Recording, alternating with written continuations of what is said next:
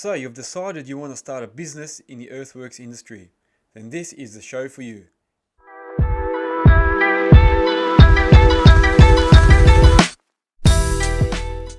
G'day and welcome to another episode of Earthworks Hub, where we talk everything earthworks down under and everything international as well, I suppose.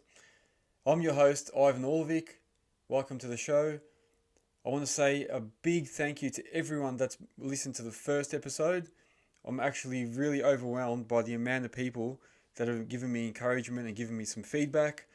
I really didn't know how big this was going to get, so I think it's actually gaining a bit of traction. I've got people that are already willing to be guests on the show. I've got other companies asking to be sponsors. I've got some really good feedback from people on adjusting the studio, so I made a couple of changes here. And look, it's the first time I've done a podcast like this. It's a learning curve. I've just got to roll with it, and hopefully it will improve as I go. It's very encouraging and inspiring to get this sort of feedback. I'm going to take on board a lot of things that people have told me. I did get some constructive feedback about being a little bit stiff. People were telling me I should have probably been a bit looser, relax, chill out a bit. So I'm going to be taking on a bit of a different approach.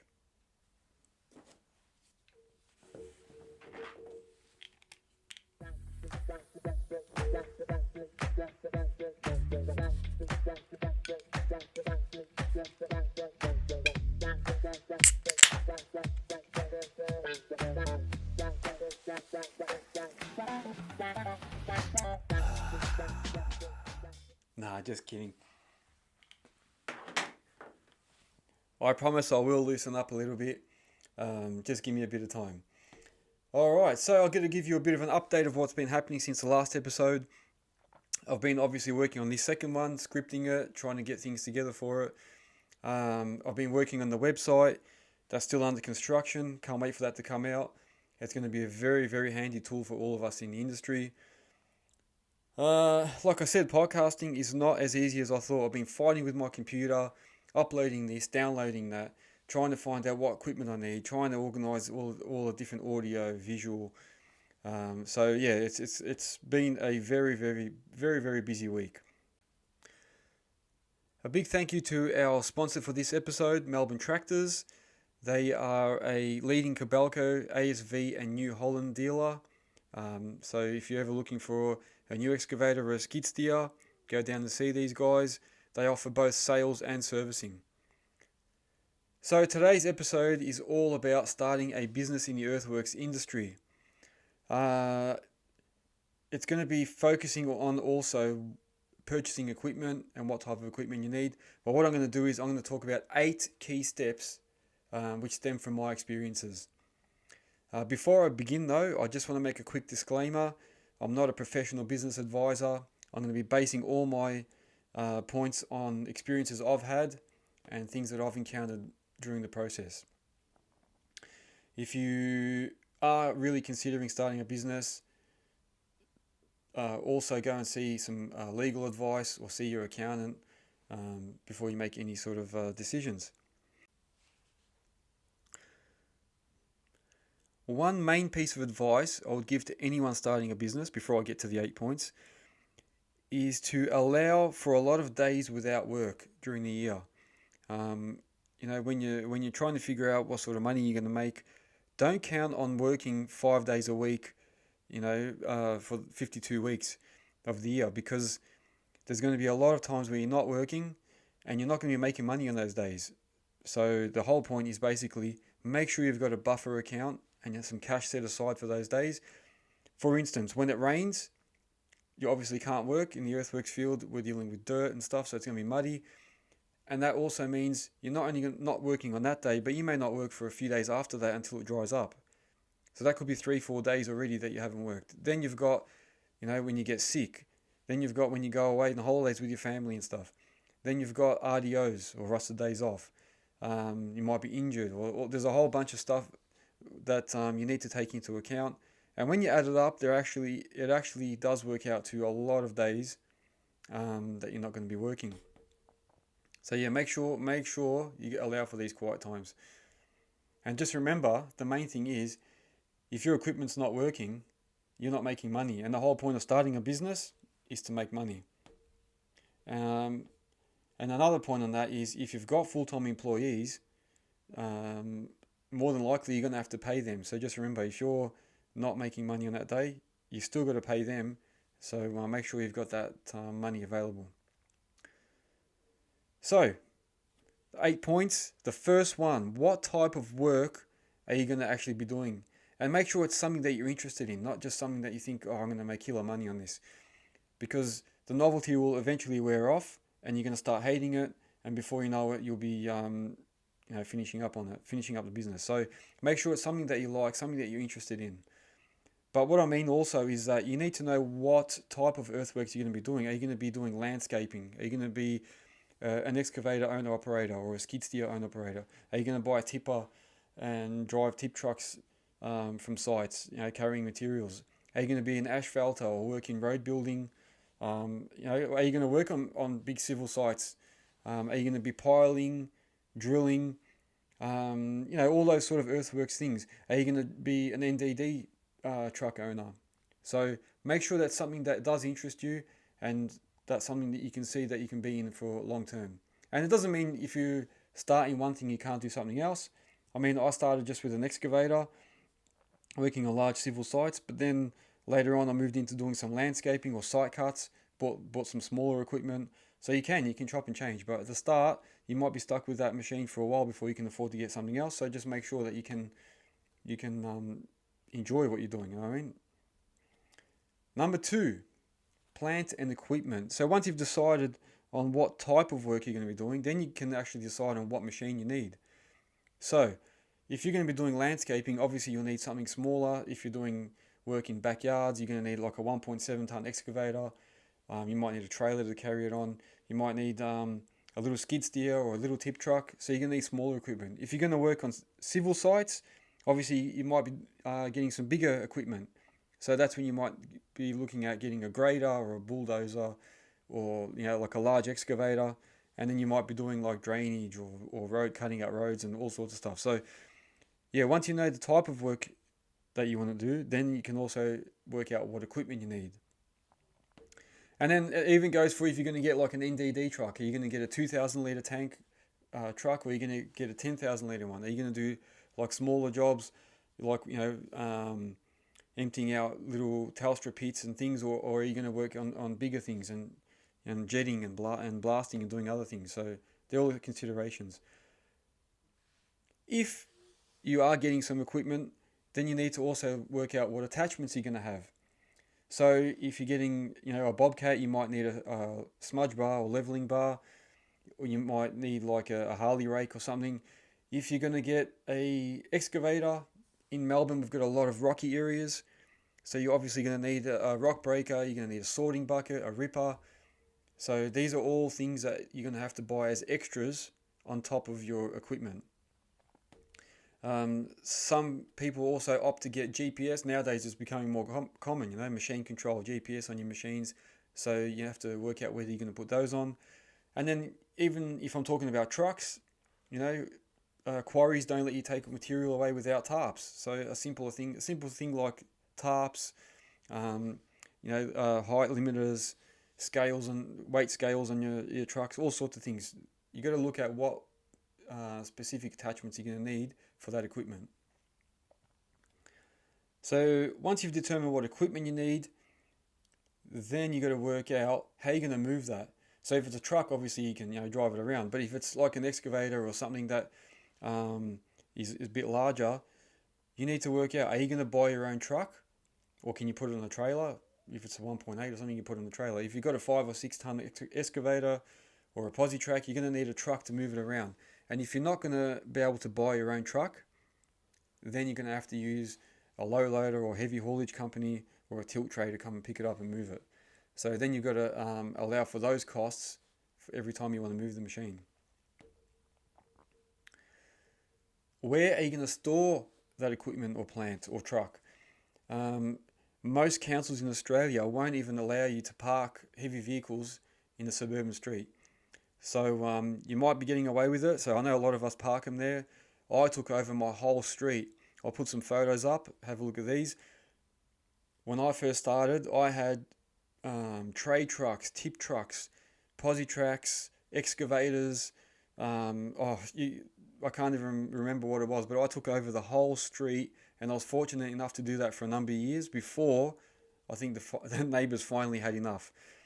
And then the council came knocking on the door, so I had to go and look for some storage. But yeah, I used to get phone calls at 6 in the evening after dinner saying, look, we don't need your 5 tonner tomorrow. We actually need your posi track. So I'll be there at 9 or 10 o'clock at night.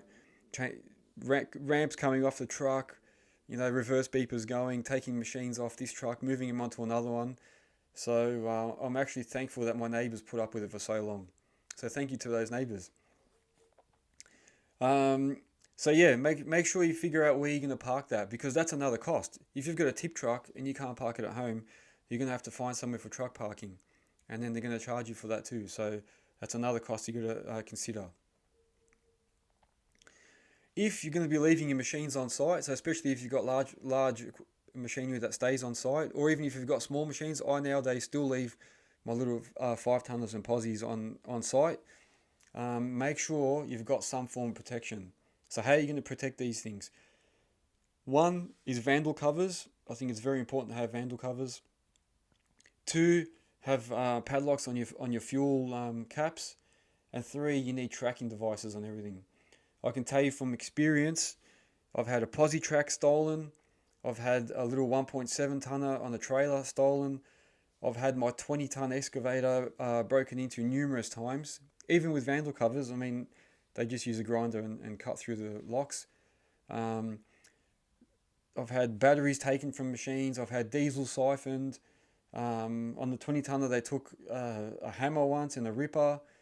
And oh, look, I can't even remember. I had a 5 ton hammer, 5 ton rock breaker taken in another place. I've had on one of my 5 tonners, I had it sitting in a basement somewhere, and some kids decided to do target practice on it. Obviously, I didn't have vandal covers, so when I got there in the morning, every window was broken, every panel was dented. They even freaking shoved rocks in the exhaust. So yeah, make sure if you are leaving it on site, at least make it a bit harder. Put some vandal covers on. Put a padlock on the fuel cap. I know a lot of guys say they don't even. Some guys say they don't even lock the fuel cap because they think it's better to just let them take the fuel if they want it, rather than damage you and have to pay. But if we all just did that, they're just going to keep coming back. So at least deter them a bit, make it a bit harder. And I have been on sites where other machines have been siphoned because they didn't have padlocks, and mine were okay because they did. So if you can make it a bit harder, just do it. When you've got your equipment, if you can't do a lot of stuff yourself, like servicing that, then you've got to decide on who's going to service that. So you've got to keep your maintenance up, because a lot of companies are asking for maintenance schedules. When you buy something new, most of the time the dealerships will be able to help you out. Even if you buy something second hand, for instance, if you buy a Cabelco, I'm sure Melbourne Tractors or someone like that can still service it for you. So most dealerships will have mechanics on site and mobile that can do your servicing. But I think if you've got larger machines, and even for my smaller machines now, I just get the mechanics to come out on site, and make sure you get to know a mobile mechanic and develop a good relationship with them, because these guys are the ones that are going to help you. When your machine's down, like I said earlier, you're not making money. So the quicker you can get that thing back up and running, the quicker you can start making money again. So it's vital that you have a good relationship with a mechanic, someone that you can call, because most of the time it's going to be something urgent, or it's going to be after hours. And if you're one of their customers that's a pain in the ass and you don't pay them on time, and you complain about things, they're not going to come to you. You'll be at the bottom of the list. So have a good relationship so that when you do call them, they'll go, oh yeah, Ivan's a good payer. Yeah, I'll go and do his job first. So it makes a difference. Do you buy or do you hire? It's been a bit of an ongoing argument. Actually, I might just have this beer. Yeah, do you buy or do you hire? Um, I don't know. Which one do you guys think? I personally purchased my machine um, because I knew what I wanted. I had some experience in it. I knew I was going to work on civil sites, and I bought the 20 tonner straight up. But if you're not sure, if you're a little bit unsure, or you don't have funds, or you've got bad credit or something, you might have to go and hire. So hiring might be a good option in that case. And look, the thing is with hire, you can always just give the key back and you know get rid of the machine. But if you buy it, then I suppose you're stuck with it. So if you don't like it, it's going to be a lot harder to sell it and get rid of it. Some people think that if you rent it, that money that you're paying for rent, you could have already just been paying off your machine. So, you know what? I'll leave it open. It's a bit debatable. Actually, you know what? It'd be good to see what people say. Give me some feedback on that. If you can't get funds, if you've got issues with that, some of the ways you can get machinery, I suppose, something I should have mentioned earlier, is that you can go and find like a finance broker that specializes in equipment. Sometimes if you buy brand new from a dealer, it might be a bit easier to get funds because they've got in-house brokers, and obviously they're going to try and push a bit harder to get you the funds. If you have to, you might have to do a bit of a redraw on your home loan or something, or try and get like a personal or business loan through banks, or ask family. Depending on the amount, you're not going to go asking for 200 grand. But if you have something that's a reasonable price and you think you can pay it back, speak to your family. You might be able to work out a way to pay them back. A hot tip for you: if you're currently working and you're on payroll or full time or something, try and buy the equipment before you become self-employed. Because once you're self-employed, banks will require at least 2 years of financials before they even consider giving you money. So try and do it while you're still working somewhere, so you've got pay slips and that to show, because that'll definitely help you.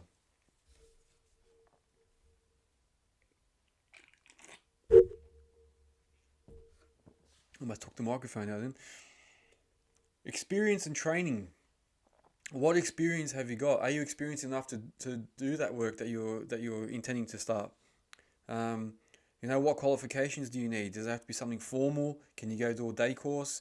Do you need a certain ticket? Do you need, like an excavator ticket or a loader ticket or a roller ticket or something? So make sure you find out what you need before you do it. You don't want to be driving a tip truck with an MR license, but you're meant to have a HR license. So just double check all that before you start and make sure you get all the right accreditations. As a basic bit of education you need, I suppose, or a ticket you need, is the construction induction card. We call them a white card or a red card. That is basically required on every site. So make sure you've at least got that to start with, because you won't even be able to get on most sites without that.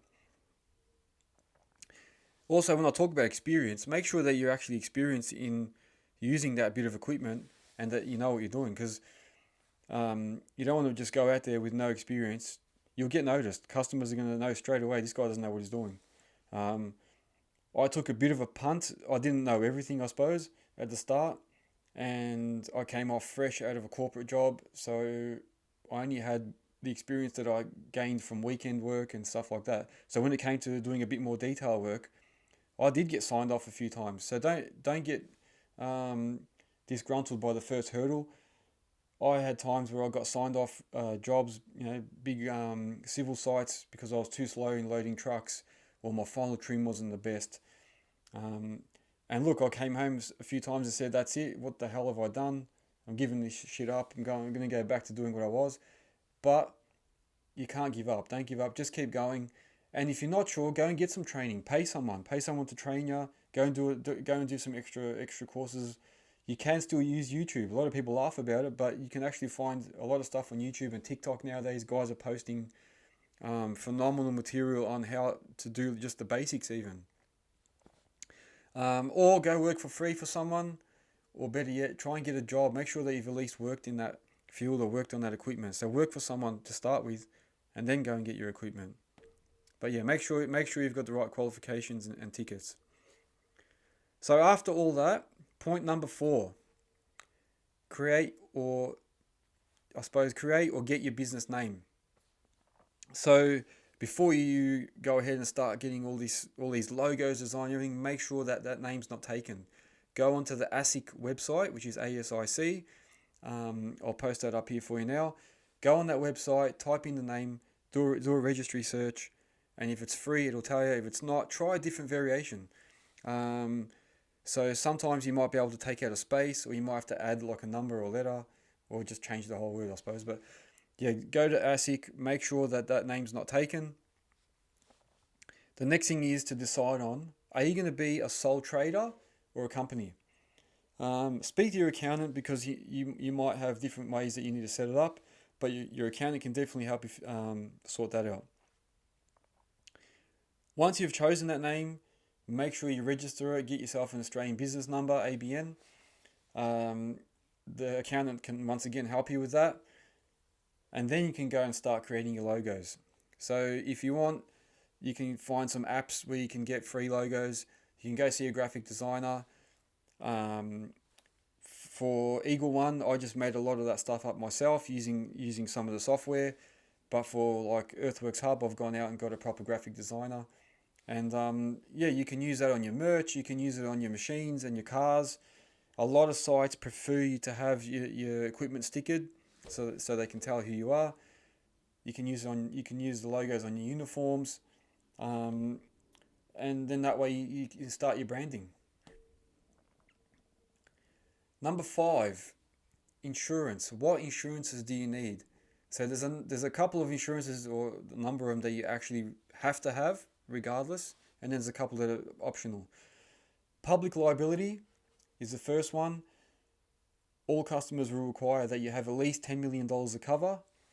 Some are even asking for $20 million nowadays. So make sure you get public liability.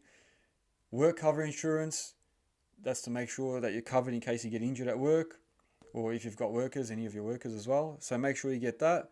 You can also set that up through your accountant. That's what I did. Motor or plant insurance. So obviously insuring your equipment. Make sure that your equipment is fully insured for damage, theft. What I will add to that, another hot tip for you, with Positraks and Bobcats, just double check if there's a clause in there. Something I discovered with my old insurance company was that they had a clause that if the machine was stolen within so many kilometers of the CBD, and I didn't have an immobilizer, I wouldn't be covered. So make sure you check if there's a clause for that in there, because if your machine goes missing and you don't have an immobilizer on there, or proof of that you did have one, you might not get covered. So look, that's the last thing you want. So just check for these clauses. Then you will also want income protection. So this one is, I suppose, optional, but I would strongly suggest it. Imagine you get hurt. So yeah, imagine you get hurt.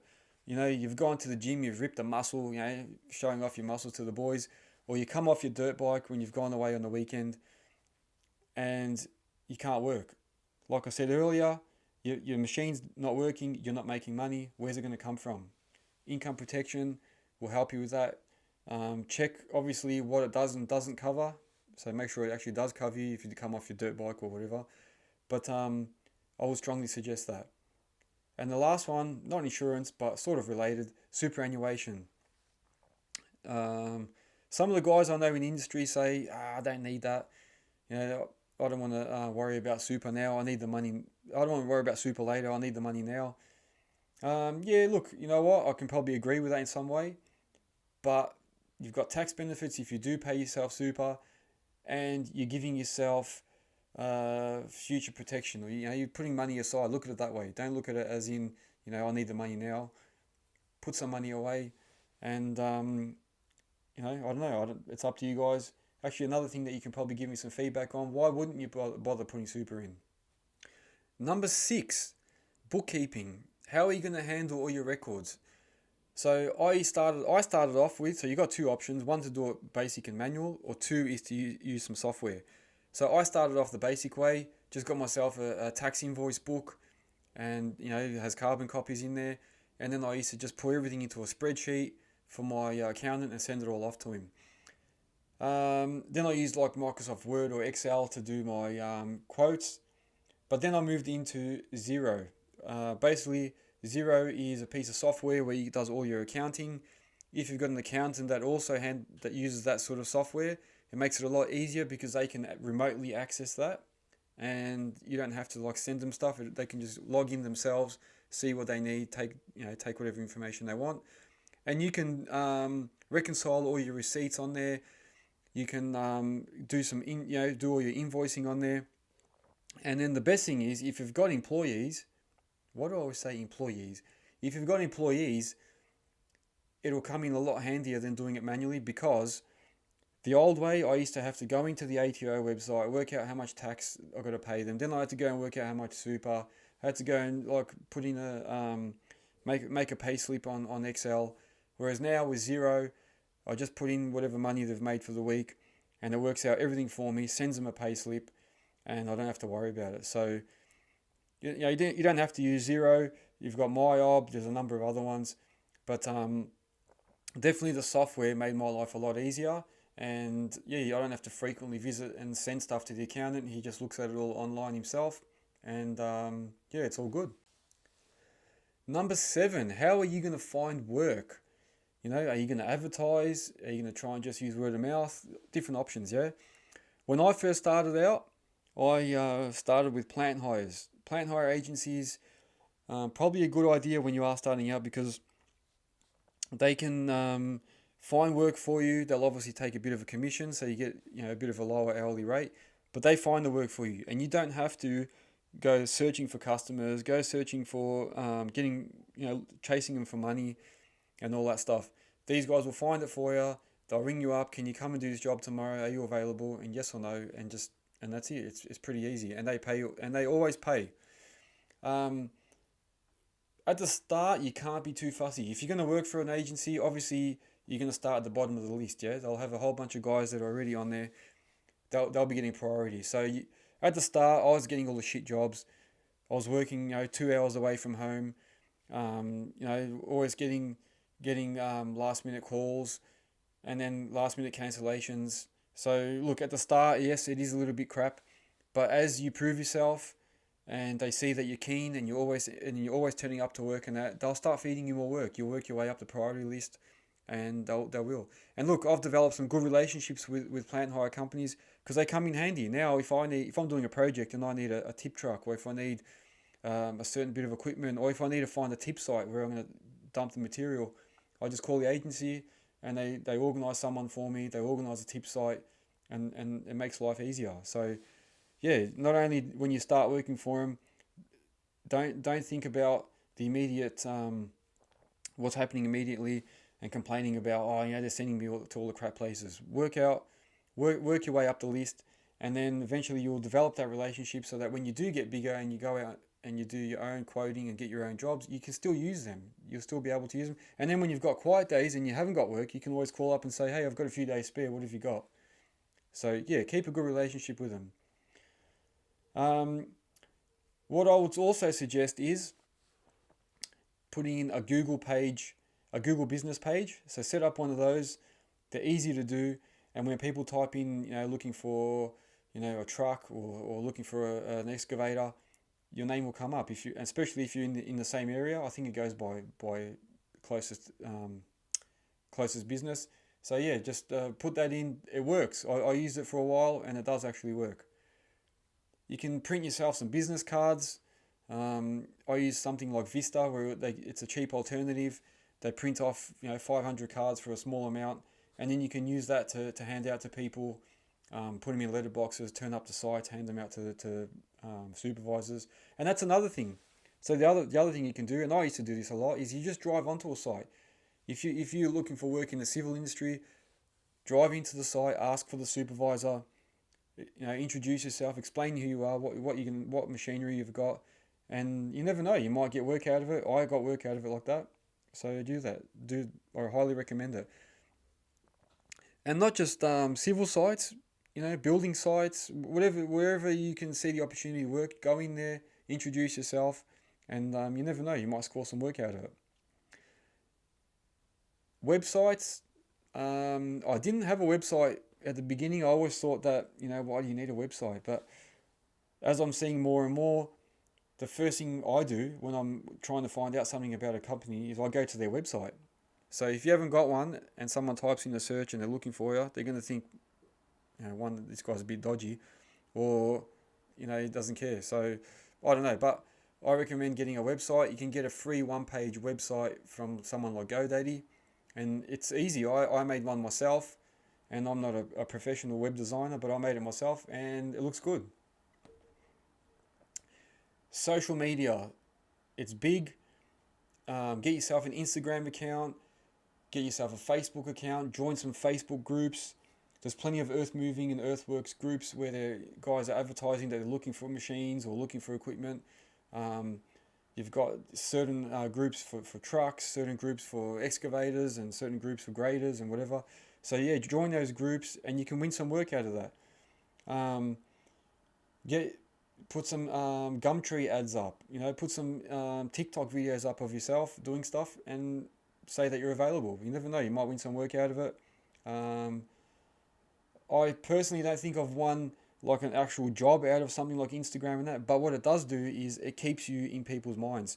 So there's been times where I've posted things and then I've had old customers ring me up and go, "Hey, how are you? I saw you post the other day. I've got some work actually. It reminded me that you've got this such and such machine. Come and do a job for us." So you can win out of it. And sometimes if you know some people in the industry, just ask them if they've got excess work. If you see someone with a similar bit of equipment, say to them, "Look, if you get any excess work, just throw it my way," and that's how we end up helping each other. Number 8. So these are just a couple of additional things that I want to add. So 3 basic things that you're going to need is a risk assessment. So usually you have to have an annual risk assessment done on your equipment or your truck. There's guys that come out and do that for you. It doesn't take very long. And what they'll be doing is just checking to see that the machine's in good condition. There's nothing that's a risk to someone getting injured. They'll be looking for safety features, your flashing lights, emergency stop buttons, reverse beepers, extinguishers and stuff like that. And nowadays a lot of companies are asking to see the paperwork for that. So make sure that if you get a risk assessment, they put a sticker on there for you to say it's done, and that they give you the actual report so you can hand it to the customers. You need to get yourself a daily pre-start book. That's just to make sure that you can show someone that you've done an inspection on your machine before you started working. Some guys think they're a waste of time and they just do a tick and flick, but I can tell you what, I've had instances where WorkSafe turned up on site and they've asked me to see my book. It's the first thing they say: show me your pre-start book, show me all your documents, your maintenance, and your tickets. So get yourself a daily pre-start book. If you don't want to get it in the book format, nowadays they've got apps that do it. So there's probably no excuse to say I haven't got a pre-start book. And the last thing on that is high-vis clothing. When you work on any site, they're going to ask you for at least, they're going to say you need high-vis top and pants. Nowadays they're saying no more shorts on site, no more short sleeves. So you'll need long sleeves, long sleeve high-vis, long pants. You'll need leather lace-up steel cap boots. And just a hot tip for you, I've actually started using plastic cap instead of steel, because in winter your toes don't freeze. So I think the steel makes your toes a lot colder. So I use plastic ones now. So yeah, you need your steel cap boots or plastic cap. Now, and they're also saying you need safety glasses. Can't be wearing your Carreras like I do. Yeah, they want specific glasses. Gloves, hard hat, and some ear protection if you've got something with a lot of noise. So these are some of the basic points that I experienced when I was starting my business, and something that I think can help you start yours. There might be some things that I've missed. Like I said, I'm not a business advisor. I'm just giving you information from what I've experienced. So I've explained about all the admin and how to buy equipment and how to start the business. So that's all. That part there is as much as advice as I can give you. All the rest after that is up to you. How you perform at work is going to determine whether the customer calls you back or not. So now it's about building up your reputation. Make sure you turn up on time. Make sure that you're reliable. Make sure that when you're at work, you're always doing something. You're always moving. You're always asking, is there something else you want me to do? Use a bit of initiative. Don't just sit around. Don't just be one of those guys that sits in there and goes, oh, that's not my job. I'm just here to operate. Or, you know, on the phone all the time. The worst thing you can do is be on the phone all the time. You don't want to be there, working for some plumbers, have a 500 kilo concrete pit dangling off your excavator arm, ready to put into the ground, and then you're on your phone talking to someone about something. You got to give your full dedication to that customer for that day, and take your phone calls during break times or after work. If you really need to take a phone call, at least just tell them, I'm just going to be offline for a minute. I'll just give me 5 minutes and wait for a time where they don't need you for a second. You know what I mean? So that's one of the things that I will definitely say. There's nothing worse that when I'm running a project and I walk around and I see people on their phones, it makes me sick. Especially when you see labourers standing around or spotters that are meant to be spotting someone digging something and they're on their phone. A big no-no. Make your work neat. Make everything you do neat and tidy so that everyone knows you as the guy that always cleans up after himself. And the same thing goes with your machinery. Make sure you've got clean machinery. Don't leave it so it looks like dog shit and they come and they look at his machine and go, what the hell is that? You want to come there presentable, nice clean machinery, maintained, and know that it's going to be reliable. You don't want to get there and your bloody machine doesn't want to start, or you've got a truck with a flat tire and you're just like, don't worry, we'll fix it at the end of the day and keep operating like that all day. You got to come there fully prepared to work with clean machines ready to go. Just remember, it's never too late to start, and don't give up when you hit the first hurdles. There's going to be times where you think twice and you start questioning whether you want to continue, but just don't give up. And talk to other guys in the industry. As you get to know people, don't be afraid to call them. I call my mates from the industry often, and we have our little therapy sessions, and we talk about issues and problems, and then that makes you feel a bit better because you're not the only one going through those issues. You know what I mean? So make sure you develop some contacts in the field, and you call each other every now and then. So don't give up after the first hurdle. So I've provided you with as much information as I can. Now it's all up to you. You make the next move. I wish you good luck, and feel free to contact me if you've got any questions. Speak to your accountant. Speak to other guys in the industry. You'll find that more often than not, guys will be willing to help you. I'll have links to a lot of resources that you can use, like all the ones I've spoken about. They'll be all in that website, earthworkshub.com.au. Like I said, it's still under construction, but when it does come out, you'll be able to access all those links. And then to finish, I was watching a YouTube video recently, and the guy was saying, this is a guy that talks about creating podcasts, and he was saying that, you need to know what your mission is. What's your podcast about? And it made me question myself, well, what's his podcast about? One, it's a tough industry.